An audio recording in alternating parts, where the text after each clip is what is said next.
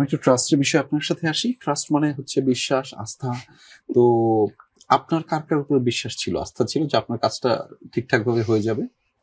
আমার প্রধানত বিশ্বাস ছিল সাউকি ভাইয়ার উপর। কাজ পেতে হবে এবং এটা শিখানো হয়েছে যে ভাইয়া ডাকবে। আচ্ছা ঠিক আছে, হ্যাঁ আমি এটা বিষয়ে আসছিলাম।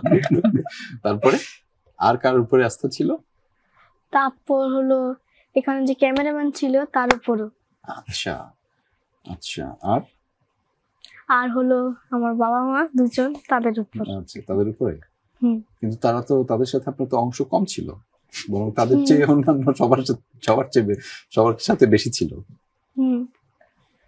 ওই যে ভারত থেকে একজন আসছেন অভিনেতা, ওনার নামটা মনে আছে আপনার?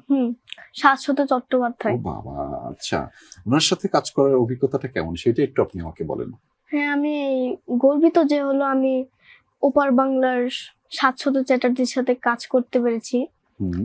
আর এখানে সবচেয়ে আমার ভালো লেগেছিল যখন আমি পাহাড় থেকে পড়ে যাই লাফ দিয়ে। ও, এটা ভালো লেগেছে। আচ্ছা ঠিক আছে। পাহাড় থেকে পড়ে গেলেও ভালো লাগে মানুষের, তাই না? আচ্ছা, লাফ দিয়ে পড়ে গেলেও ভালো লাগে। আমি তো এই অ্যাডভান্সটা নিতে চাই যে কিভাবে লাফ দিয়ে পড়ে গেলে ভালো লাগে। সম্ভব? আমাকে একটু দেখাই দিতে পারবেন আপনি? যখন হলো আমার কাজিনরা আমাকে হলো ভয় দেখাচ্ছিল, আমি যখন দৌড় দিয়ে ওই পঞ্চগড়ের শেষ মাথায় চলে গেলাম চা বাগানের, তখন একটা জায়গায় পিছলা ছিল। আচ্ছা, পিছলা থাকার কারণে আমি ওখান দিয়ে গড়িয়ে পড়ে যাই। আচ্ছা, এটা কি গল্প নাকি মানে এরকমই ঘটেছে? এরকম ঘটেছে। কোথায় ঘটেছে? এটা হলো পঞ্চগড়ের একদম শেষ বর্ডারের সাথে একটা চা বাগান ছিল। এটা তাহলে এইটা কোথায় দেখা যাবে? এইটা এখন আমরা চরকিতে দেখতে পারবো। চরকি কিসে দেখা যাবে?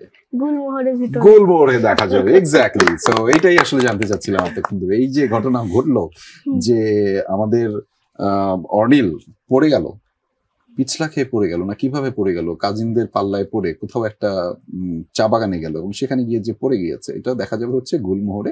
গুলমোহরটা দেখা যাচ্ছে হচ্ছে চরকিতে, তাই না? আচ্ছা ঠিক আছে।